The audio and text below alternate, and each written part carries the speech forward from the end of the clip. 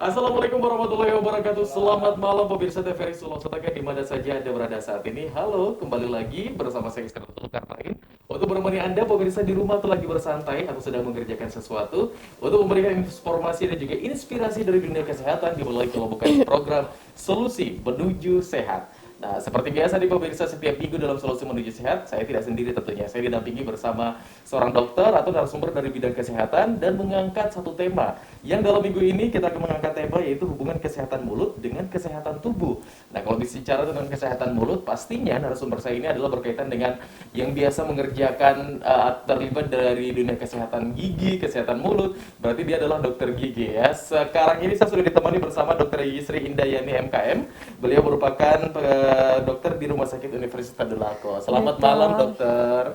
Malam Pak Anda, jumpa lagi kita kedua kalinya Pak. Kedua kalinya kali ini ya. Berarti memang ini pemirsa masih membutuhkan informasi-informasi terkait dengan kesehatan mulut dan juga kesehatan tubuh tentunya ya. Insyaallah. Oke, saya panggil Dokter Indah atau Dokter Yani nih Dokter biasanya? Indah saja. Dokter Indah. Baik, Dokter Gigi Indah ya kali ini akan menemani kita dan memberikan informasi-informasi seputar kesehatan mulut dan juga yang berkaitan dengan kesehatan tubuh tentunya. Dan seperti biasa juga bisa bergabung bersama kami live interaktif untuk bertanya kepada Dokter Gigi Indah di 0451452414 tentunya ya. Sebentar ya ketika nanti ada pertanyaan-pertanyaan khusus yang nanti akan dijawab langsung bersama Dokter Indah. Baik, dokter, ini dari pembahasan kita dengan tema hubungan kesehatan mulut dengan kesehatan tubuh. Pastinya keduanya ini ada kaitannya, tapi banyak orang awam juga mengira bahwa mulut ya mulut, tubuh ya tubuh gitu, nggak ada kaitannya sama sekali.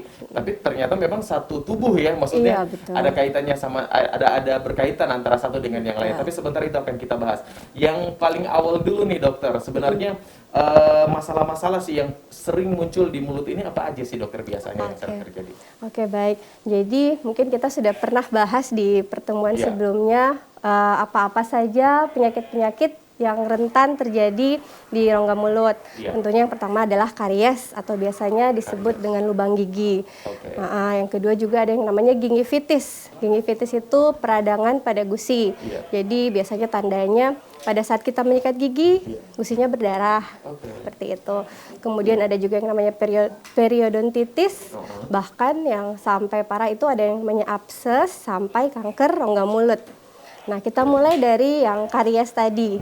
Jadi, untuk membahas karies, terlebih dahulu mungkin saya bahas anatomi gigi. Betul. Jadi, anatomi gigi ini apabila dibelah dari sagittal atau ini, terdiri dari 3 bagian utama. Yang pertama yang paling luar yang berwarna putih itu namanya enamel.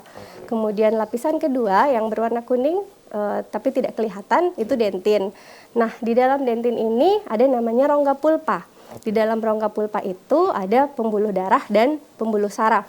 Cenderung pasien atau orang biasanya tidak akan ke dokter gigi apabila belum ada merasakan sakit. Jadi tidak yang faktor utama yang menyebabkan kunjungan paling karena ada rasa sakit. Terus ternyata apabila sudah sampai ke pembuluh saraf dan pulpa itu bakteri yang dalam pembuluh darah ini bisa juga masuk ke jaringan tubuh yang lain seperti jadinya bisa menyebabkan penyakit yang lebih serius seperti penyakit sistemik jantung dan bisa memperparah penyakit-penyakit sistemik seperti diabetes mellitus atau biasa yang dikenal dengan penyakit kencing manis. Jadi menurut data dari Riskesdas, Riset Kesehatan Dasar tahun 2018 disebutkan bahwa ada beberapa diagnosa atau penyakit-penyakit dalam rongga mulut yang sering atau banyak terdapat di masyarakat. Yang pertama yang tadi kita bahas bersama, karies tentunya. Yang kedua itu adalah periodontitis. Dia menempati urutan kedua. Dan yang menempati urutan ketiga adalah kanker mulut. Kanker mulut, jadi seperti itu. Jadi kalau gingivitis tadi dia peradangannya masih peradangan gusi, ditandai tadi dengan gusinya apabila kita menyikat gigi lebih mudah berdarah. Tetapi kalau misal gingivitisnya tidak dirawat akan menyebabkan tadinya periodontitis. Periodontitis ini sendiri dia lebih tingkat yang lebih ibaratnya lebih parah lah dari gingivitis. Jadi kalau tadi gingivitis dia masih cuma melibatkan daerah gusi, kalau periodontitis dia sudah melibatkan jaringan, ada yang namanya ligamen periodontium. Ligamen itu semacam pengikat antara gigi dan tulang. Jadi pada kondisi pengikat gigi dan tulang gigi maksudnya apa? Tidak, gigi kan itu melekat pada tulang ya. Jadi dia ada diikat sama yang namanya ligamen periodontium. Pada kondisi yang orang yang gingivitisnya tidak dirawat, ligamennya itu rusak, maka giginya walaupun tidak lubang bisa goyang bahkan copot sebelum waktunya. Seperti itu. Serumit itu ya dokter ya? Kompleks, sangat kompleks. Aduh luar biasa, berarti memang masalah-masalah yang sering terjadi ya seperti itu ya, ada gigi berlubang dan lain-lain. Nah dokter, sehingga banyak orang awam ini yang tadi dokter sudah katakan kebanyakan nanti merasa ada keluhan baru datang untuk memeriksakan keluhannya ke dokter. Padahal sebenarnya hal-hal kecil yang sebenarnya masih bisa dicegah. Ya artinya tidak perlu sampai berlama-lama, jadi tidak perlu lagi ke dokter ya begitu untuk bisa memeriksakan. Ibaratnya bisa mencegah kerusakan yang lebih parah. Kalau tadi gingivitisnya segera ditangani, tidak akan terjadi periodontitis. Karena kalau periodontitis itu tidak ditangani dengan baik bisa menyebabkan abses yang berkembang bisa menyebabkan kanker mulut tadi. Jadi banyak tingkatan yang bisa dicegah apabila kita dini mengetahui penyebab-penyebabnya atau gejala-gejala awalnya seperti itu. Baik, Dokter Indah, ini kita temanya adalah ada kaitannya antara kesehatan mulut dan juga kesehatan badan. Tubuh ya. Kesehatan tubuh begitu ya. Apa kaitannya sebenarnya? Ada kaitannya nggak gitu? Dari segi apa kaitannya dokter? Jadi mulut itu kan sebenarnya pintu masuk ya, pintu masuk dari kuman. Ibaratnya penyakit apapun yang terjadi dalam tubuh, tentunya masuknya dari rongga mulut. Kuman, baik bakteri atau virus, itu masuknya dari rongga mulut itu tadi. Nah, ibaratnya port the entry, jadi jendela dari tubuh seperti itu. Jadi ada yang namanya penyakit marak sih sebenarnya sekarang ada di klinik. Kenapa bisa lubang gigi menyebabkan penyakit jantung? Secara umum bisa dijelaskan mungkin seperti ini. Dalam periodontitis tadi yang sudah saya jelaskan di awal, ada namanya kuman yang poripiromonas namanya. Nah, kuman dalam periodontitis itu apabila dibiarkan dia akan membentuk seperti kantung nanah di dalam rongga mulut. Nah, di dalam rongga mulut apabila kantung nanah itu dibiarkan dan tidak diobati, maka dapat mempengaruhi pembuluh darah di mulut itu. Ibaratnya bakterinya atau kuman itu bisa jalan-jalan ke pembuluh darah jantung, seperti itu. Nanti di pembuluh darah jantung dia akan menyumbat pembuluh darah, akan terbentuk plak. Makanya itu yang akan menyebabkan gangguan pada penyakit jantung seperti itu. Begitu juga dengan kayak penyakit diabetes, kencing manis.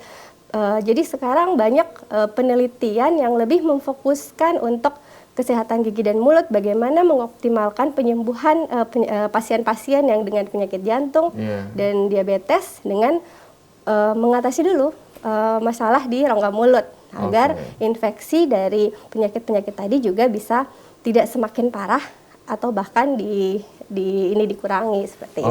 Jadi bisa bahaya juga nih untuk Anda pemirsa, sekali lagi yang baru saja mengetahui bahwa ternyata memang pemirsa dari kesehatan gigi ataupun kesehatan mulut ada kaitannya dengan kesehatan tubuh.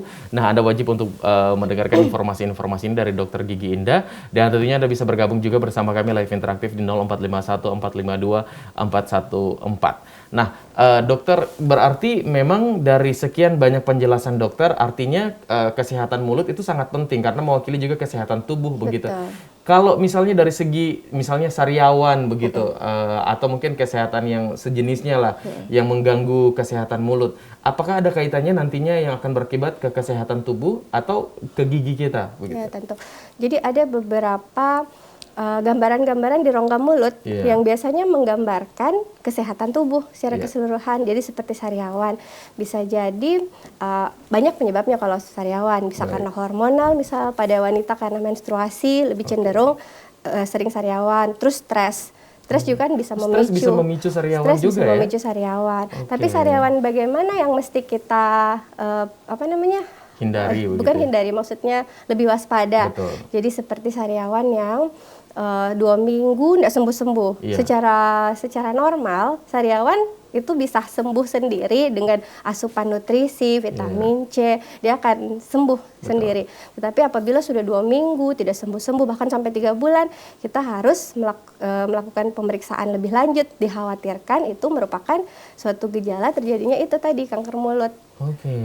Seperti Wah. itu. Jadi tidak bisa disepelekan segala sesuatu. Misal ada benjolan, atau ada lesi seperti sariawan, itu juga tidak bisa. Oh biasa. Tapi kita harus lebih aware, lebih kira-kira apa ya gitu, tidak boleh. Jangan Karena dianggap santai gitu ya. Seperti itu karena dia saling berkaitan satu sama lain. Oke, nah dokter sekarang ini kan memang apalagi di tengah pandemi artinya aktivitas kita juga terbatas. Mungkin juga dengan keadaan new normal orang juga makin bisa menjaga tubuh, makin lebih hati-hati dan lain-lain. Salah satunya bisa juga sebaliknya ya, bahkan lebih acuh karena mungkin banyak hal-hal yang harus dikurangi aktivitasnya dan lain-lain. Akhirnya jadi tambah males gitu ya dokter ya.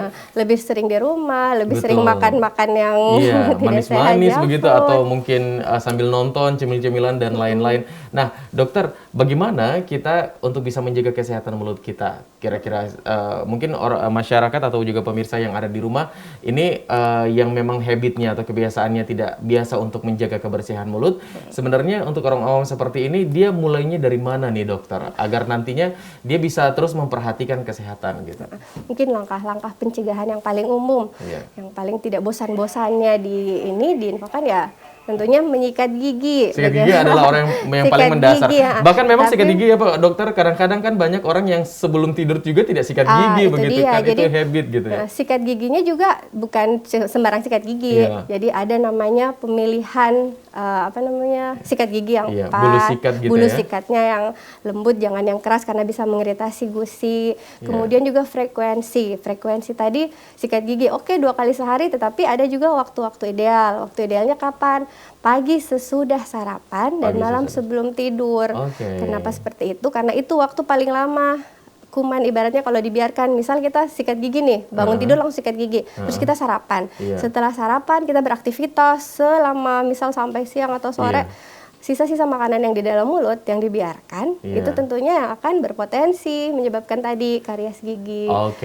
Yang paling mendasar adalah sikat gigi ya, terlebih tapi dahulu. Dengan teknik dan waktu yang tepat. Yang tepat, seperti itu. Sebentar kita akan lanjut lagi ya dokter ya. Yang jelas untuk ada pemirsa TVRI Sulawesi Tengah yang masih menyaksikan Solusi Menuju Sehat kali ini, kita masih membahas tentang keterkaitan kesehatan mulut dan juga kesehatan tubuh bersama Dr. Gigi Sri Indahyani MKM dari Rumah Sakit Universitas Tadulako. Sebentar pemirsa, kita akan kembali lagi setelah jeda pariwara berikut ini. Tetaplah bersama kami di Solusi Menuju Sehat.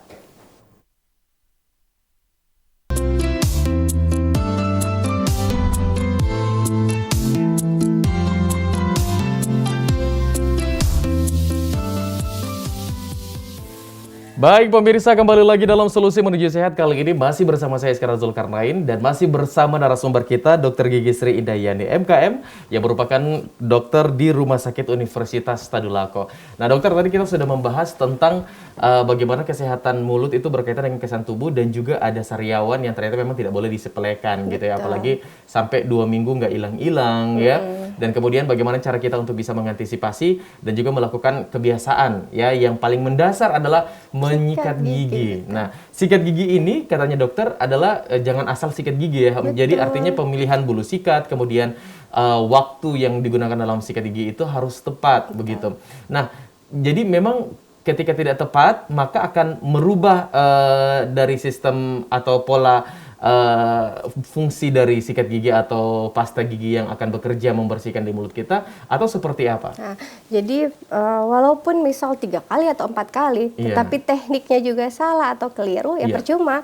Ibaratnya sisa-sisa makanan dari yang tertinggal di mulut itu juga tidak optimal ininya. Sebaiknya dalam sehari berapa kali kita sikat gigi? Minimal 2 kali sehari. Minimal 2 Jadi kali. di waktu-waktu yang tadi sesudah sarapan pagi dan paling penting sebelum istirahat malam, sebelum tidur malam. Jadi memang keterkaitan kita membersihkan gigi dan kemudian juga dampak yang akan terjadi artinya bisa baik. Nah, saya juga punya kisah menarik nih dokter, yang terjadi di diri saya juga ya, ketika waktu itu saya kan memang yang percaya diri nih hanya menyikat gigi dan lain-lain. Ternyata memang masih ada karang-karang gigi yang tersimpan dan akhirnya harus merelakan gigi berlubang gitu, dan itu sangat-sangat sakit ya pemirsa. Dan mungkin ada juga yang pernah mengalami itu, pasti tidak tidak ingin mengalami untuk kedua kalinya. Nah, akhirnya konsultasi ke dokter gigi untuk bisa lakukan scaling setidaknya 6 bulan satu kali. Nah, sebagai dokter gigi pastinya scaling ini akan dianjurkan ke setiap pasien gitu ya yang melakukan perawatan. Fungsi dari scaling ini sebenarnya apa sih, dokter? Ya, jadi scaling itu pembersihan karang gigi. Iya. Jadi seperti tadi gingivitis dan periodontitis itu penyebabnya adalah kuman spesifik yang penyebabnya adalah karang gigi. Baik. Nah, jadi beda itu kuman tadi penyebab karies dan juga kuman penyebab karang gigi. Cenderung kalau karang gigi orang tidak akan merasakan sakit sebelum maksudnya Sebelum sampai betul-betul parah bengkak, gitu ya. sampai Iya. gusinya bengkak seperti itu. Padahal karang gigi itu sendiri itu yang asal muasal terjadinya gingivitis tadi sampai periodontitis seperti itu. Berarti tidak cukup hanya dengan sikat gigi ya, dokter, atau seperti apa? Jadi memang kalau untuk yang karang gigi itu ada beberapa orang yang memang cenderung pH mulutnya basah. Baik. Jadi jika pH mulut basah, maka lebih berpotensi untuk terjadinya karang gigi. Oke. Tapi kalau misal pH mulut orang tersebut asam, biasanya karang giginya kurang, tetapi karies atau lubang giginya malah yang banyak. Nah, ini nih yang agak susah nih membedakan antara Jadi asam memang dan harus berkunjung ke dokter gigi, tidak bisa mengobati diri tidak sendiri. bisa kita memprediksi diri sendiri gitu seperti ya. itu. Konsultasi ke dokter gigi Betul, begitu. karena ada beberapa juga kayak seperti karies gigi itu dia tidak akan bisa hilang walaupun dengan cuma minum obat analgetik. Oke. Padahal jadi dia memang harus dibersihkan langsung di gigi itu sendiri. Jadi tidak bisa cuma minum obat karena kalau misalnya sudah minum obat 8 jam setelah minum obat kembali lagi sakitnya, bahkan lubangnya akan semakin berkembang. Jadi memang harus dihentikan langsung di gigi tersebut. Itu juga karang giginya aja harus dihilangkan penyebabnya. Baik. Nah, dokter, terkait dengan bagaimana kesehatan mulut ada kaitannya dengan kesehatan tubuh. Yang tadi dokter sudah bilang banyak berarti penyakit-penyakit besar juga ya yang ternyata akhirnya harus dialami oleh seorang pasien gitu. Karena memang dia tidak memperhatikan dari segi kesehatan mulut begitu. Apakah semua hal yang akan berkaitan dengan masalah di mulut ini ada langsung kaitannya dengan tubuh atau ada hal-hal tertentu saja yang artinya misalnya dia ini akan TBC, dia ini, tapi kalau dia sakit ini misalnya nggak ada kaitannya dengan tubuh atau seperti apa nih dari pengalaman dokter sendiri? Iya, jadi kayak misal TBC itu kan beda, itu kan ke paru-paru toh. Tapi kalau misal yang ke rongga mulut yang berkaitan langsung seperti sistemik itu biasanya kayak penyakit jantung, Oke, terus kayak jantung. jantung, penyakit sistemik seperti penyakit jantung. Bisa juga Kalau kayak gula? misal kalau gula itu dia cenderung memperburuk kondisi orang yang diabetes. Jadi kayak Oke. misal keadaan rongga mulutnya buruk, Iya. kebersihan rongga mulutnya tidak baik, ada bakteri-bakteri yang juga akan memperparah kondisi diabetesnya tadi. Oke. Seperti itu kan kalau orang diabetes kan cenderung giginya pada goyang biasanya. Oke. Tapi bukan cuma satu, malah lebih dari satu gigi. Seperti itu. Berarti memang banyak penyakit yang ada kaitannya ya Iya, dengan jadi mulut, seperti ya? juga penyakit GERD atau yang orang biasa bilang asam lambung berlebih itu Iya, kan asam refluksnya ke biasa orang muntah itu kan Iya. mempengaruhi juga. Jadi cenderung lebih banyak lubang gigi karena sering muntah, jadi menjadi asam. Oke, Kali wah. saling berkaitan. Jadi GERD bisa bikin lubang juga yang parah bisa masuk ke jantung dan pembuluh darah lain. Jadi memang banyak sekarang penelitian yang fokus untuk penanganan pasien-pasien tersebut, kayak misal juga dengan dermatitis, Iya. kayak orang dengan penyakit lepra. Iya. Itu yang diobati, maksudnya dia walaupun minum obat ternyata tidak sembuh-sembuh, oh ternyata apa ya kira-kira dalam tubuhnya infeksi apa, oh coba diperiksa dulu giginya. Iya. Ternyata ada giginya yang lubang, itu harus dicabut supaya pengobatan dari lepra tadi itu, dermatitisnya itu lebih bisa optimal. Oke. Jadi infeksi yang di mulut diselesaikan dulu supaya bisa selesai yang masalah yang dituju tadi. Oke, itu salah satu kasus ya untuk Iya. satu penyakit nih pemirsa. Jadi memang untuk Anda pemirsa yang ternyata memang mengalami masalah di mulut, jangan menganggap sepele gitu. Dan ada pun juga Anda yang mungkin tidak ada masalah sama sekali, sebaiknya Anda yang tidak pernah konsultasi ke dokter gigi, lebih baiknya untuk mengambil waktu bisa konsultasi ke dokter gigi untuk bisa menanyakan bagaimana kondisi kesehatan mulut ataupun juga kebersihan dan lain-lain, karena memang seperti yang tadi sudah dibahas ya, scaling ataupun juga sikat gigi ini memang sangat dianjurkan. Nah, kita juga tidak pernah tahu nih setelah mengalami keluhan sakit di dalam mulut baru biasa konsultasi dan lain-lain, pembengkakan di gusi dan lain-lain. Tadi dokter sudah membahas satu kasus misalnya harus dicabut gigi agar lepranya itu bisa membaik gitu. Kalau misalnya dari kasus-kasus dari jantung dan lain-lain gitu ya yang ada kaitannya dengan kesehatan mulut, ketika itu sudah terjadi, apakah ada penanganan yang bisa dilakukan ataupun juga usaha-usaha untuk bisa mengurangi hal-hal itu terjadi? Ya tentunya seperti yang tadi, segala sesuatu infeksi yang di mulutnya itu diminimalisir. Jadi kalau misalnya ada giginya yang lubang ditambal, kalau ada karang giginya dibersihkan, seperti orang sebelum operasi misal pasang cincin jantung seperti itu, harus dipastikan dulu oh tidak ada potensi infeksi yang bisa memperlambat misal nanti atau mempengaruhi terjadinya penyembuhan nanti pasca operasi seperti itu. Oke. Nah, dari situasi dokter nih selama menjadi dokter di Rumah Sakit Universitas Dolako ya tentunya atau mungkin dari segi pengalaman dokter yang banyak menangani pasien-pasien dengan masalah di mulut gitu ya yang berkaitan dengan tubuh. Pernah punya kasus yang memang sangat berat gitu yang artinya bisa diberikan informasi kepada pemirsa di rumah agar mungkin bisa menjadi pelajaran juga untuk kita semua? Ya cenderung yang paling sering itu sudah infeksinya yang sudah sampai bengkak pada pipinya, jadi itu namanya sudah sepsis, itu kan bisa berpotensi terjadinya kematian apabila lambat ditangani. Jadi padahal sebenarnya cuma lubang kecil yang dibiarkan terus-menerus, ibaratnya diabaikan, akhirnya lubang kecil di gigi yang lama-lama jadi masuk ke saluran ke pulpa tadi, kemudian akhirnya masuk ke jaringan pendukung periodontitis, jadi abses, bengkak, akhirnya harus dikeluarkan dari sini tracheotomi untuk mengeluarkan ini. Alhamdulillah setelah dioperasi ya bisa kembali normal, tetapi banyak kasus juga yang bahkan sampai berujung ke kematian karena ibaratnya dia cuma minum obat tanpa resep dokter, membeli obat yang di apotek dengan bebas, kemudian minum obatnya juga tidak sesuai aturan antibiotik, akhirnya jadi resisten kumannya pada saat kita diresep. Resisten itu artinya sudah kebal. Lebih jadi pada saat kita resepkan sudah tidak mempan lagi obatnya karena dia sudah sering minum obat tanpa aturan, maksudnya minum antibiotik tidak habis cuma untuk menghilangkan sakit padahal ada aturan-aturan seperti itu, akhirnya ya susah untuk diobati. Kalau yang jantung dokter gimana? Apanya? Untuk yang sudah misalnya dari segi mulut, kemudian ada kaitannya dengan jantung, apakah pengobatannya juga akan melalui dari mulut lagi atau seperti apa? Tentu maksudnya kalau kayak jantung, kita lebih semua penyakit, mau jantung, mau diabetes, kita ibaratnya menghentikan infeksi yang terjadi di mulut supaya penyembuhan di penyakit jantung itu atau misal supaya tidak tambah parah, infeksinya tidak berlanjut seperti itu. Jadi segala sesuatu infeksi apalagi yang di rongga mulut yang sebagai pintu masuknya, windownya itu ditanggulangi dulu supaya lebih maksimal pengobatan untuk penyakit itu jantung maupun diabetes. Baik, nah ini untuk Anda pemirsa TVRI Sulawesi Tengah yang artinya baru saja tahu ya bahwa memang kesehatan mulut itu sangat penting dan memang ada kaitannya dengan kesehatan tubuh yang artinya di masa pandemi ini kita semua wajib untuk menjaga gitu ya agar terhindar dari virus, terhindar dari sakit dan lain-lain biar sistem imun kita juga bisa terjaga dengan baik.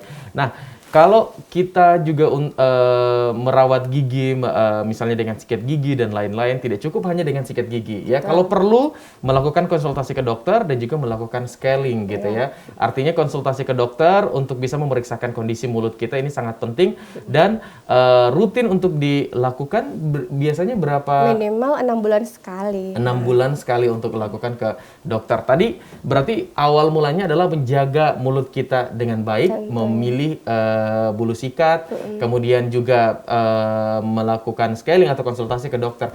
Kalau pemilihan pasta gigi seperti apa yang dianjurkan oleh dokter gigi? Pasta gigi sudah banyak maksudnya mereknya sudah umum. Jadi intinya yang mengandung fluoride tetapi yang paling penting itu tekniknya. Jadi sebanyak apapun dia memakai pastanya apabila tekniknya tidak tepat, tentunya tidak maksimal. Yang paling penting itu teknik menyikat giginya. Jadi sepertinya lalu kita sudah pernah bahas dari arah gusi selalu ke permukaan gigi. Seperti itu ada yang cara-caranya.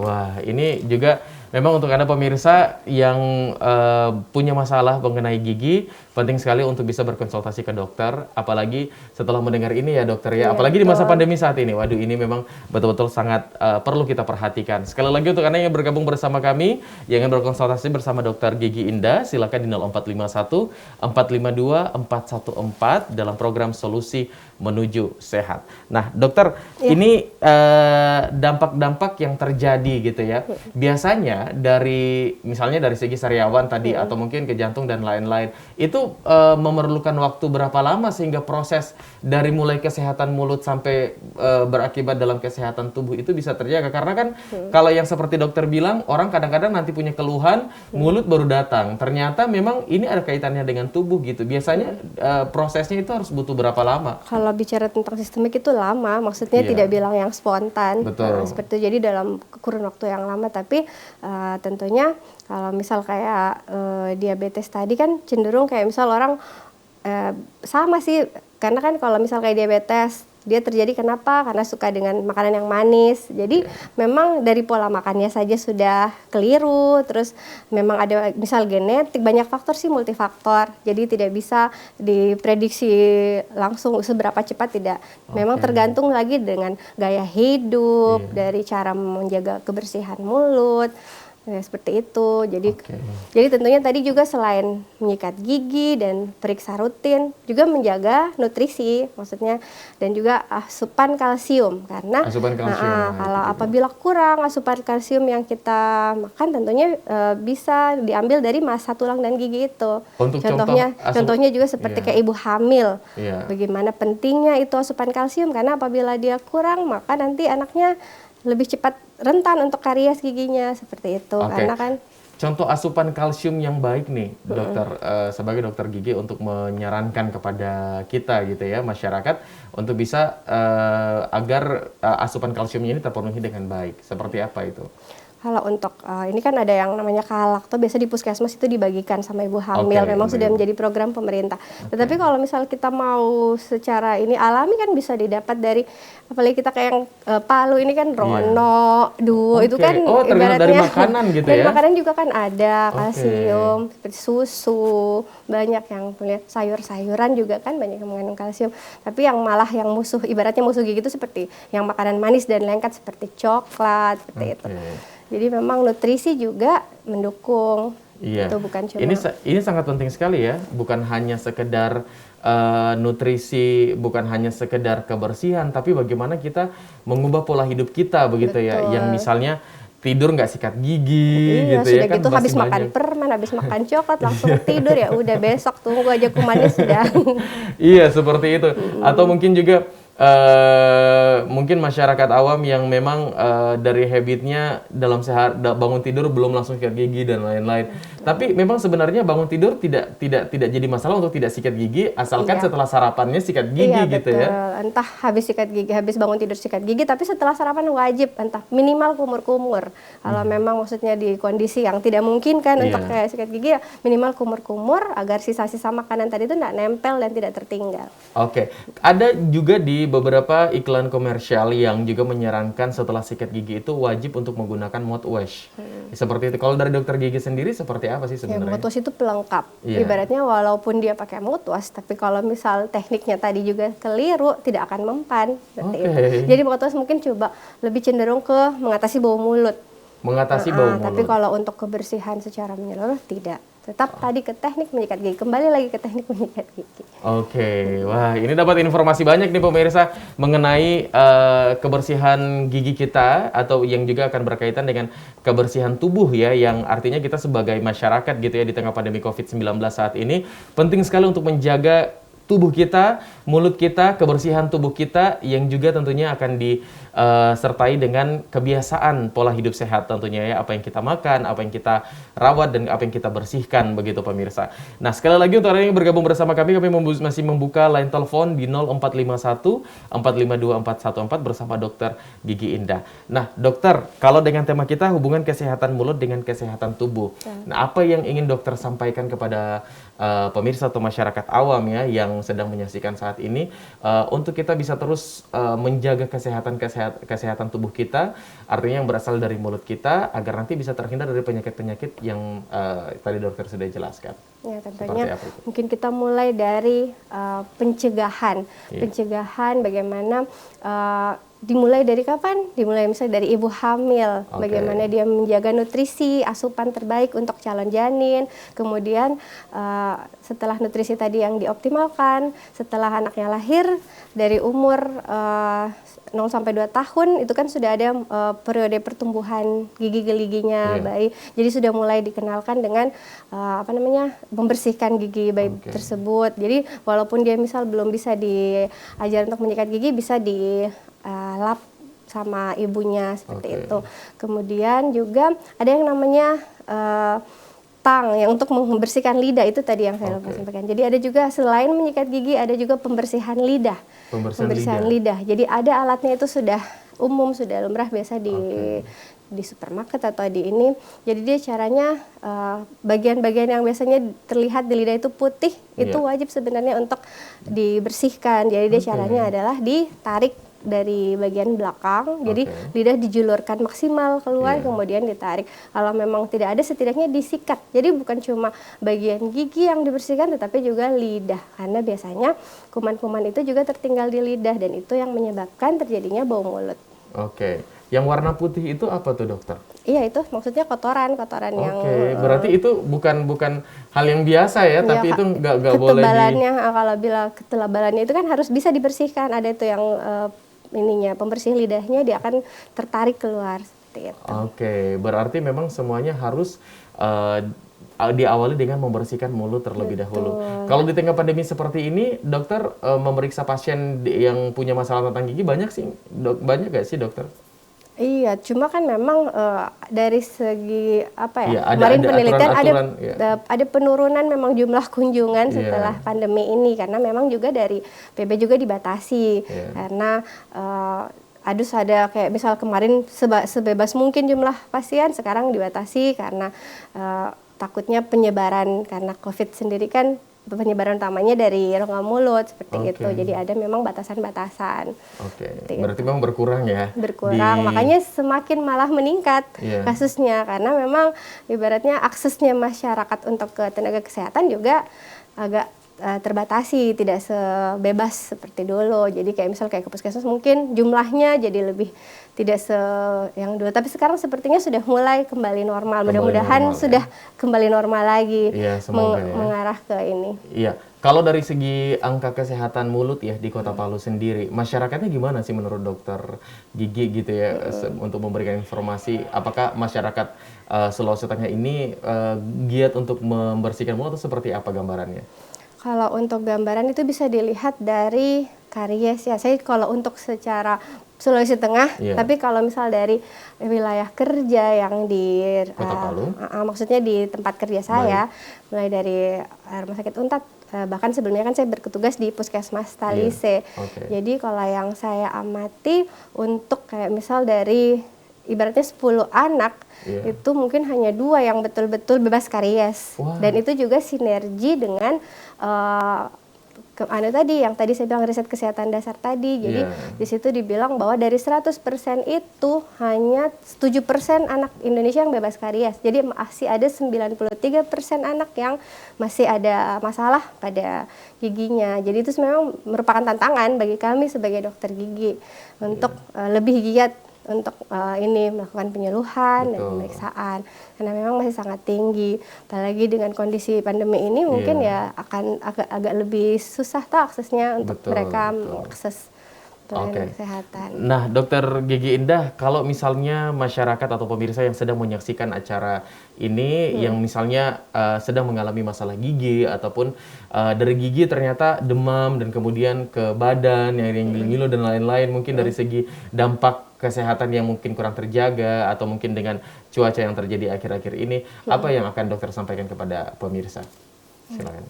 Iya, tentunya kalau untuk tidak bisa harus memang diperiksa. Jadi harus datang ke dokter ya. Jadi memang kalau untuk masalah gigi tidak bisa konsultasi secara, maksudnya paling yang untuk pemberian obat untuk menghilangkan nyeri sementara. Iya. Tetapi untuk tindakan lebih jelasnya memang harus ada pemeriksaan langsung ke Oke. rongga mulut. seperti Dan itu. sebaiknya harus cepat diperiksa ya, jangan Betul. menunda-nunda karena bisa jadi nanti apa yang terjadi di mulut kita atau di tubuh kita Berpotensi. berpotensi untuk bisa terjadi lebih parah lagi dan biayanya mungkin akan lebih besar lagi mungkin Bukan ya. cuma biaya tapi efeknya yang Efeknya kita juga ke takutkan, tubuh seperti kita itu juga konsistennya. lebih parah. Nah, ketika kita bisa menjaganya atau bisa mengobatinya sejak dini, kenapa harus menunggu Mencegah lama-lama lebih baik ya? daripada mengobati ya, Betul, Pak. sedia payung sebelum hujan. Betul sekali. Mencegah lebih baik daripada mengobati. Dokter Iya. Indah, kita terbatas oleh waktu Baik. ya, dan terima kasih untuk informasi yang sudah disampaikan ya kepada pemirsa Solusi Menuju Sehat kali ini tentunya, dan tetap jaga kesehatan terus ya Iya, dokter, salam dan sehat. semangat untuk bertugas sebagai Insyaallah. tim medis garda terdepan untuk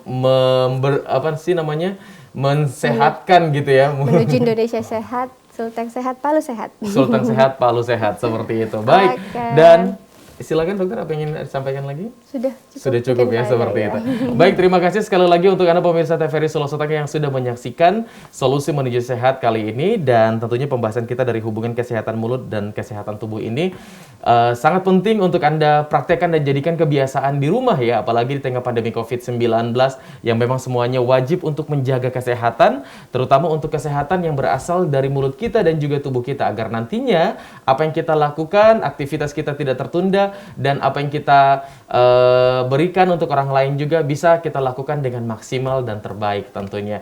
Jangan lupa untuk terus menyaksikan Solusi Menuju Sehat minggu depan dengan topik-topik yang tidak kalah menarik dan narasumber tentunya yang tidak kalah menarik juga. Akhirnya saya Iskandar Zulkarnain pamit undur diri, dan sekali lagi tetap jaga kesehatan, protokol 5M, dan kami juga menginformasikan kepada Anda bahwa TVRI saat ini sudah bisa Anda saksikan secara digital. Wassalamualaikum warahmatullahi wabarakatuh. Selamat malam dan sampai jumpa.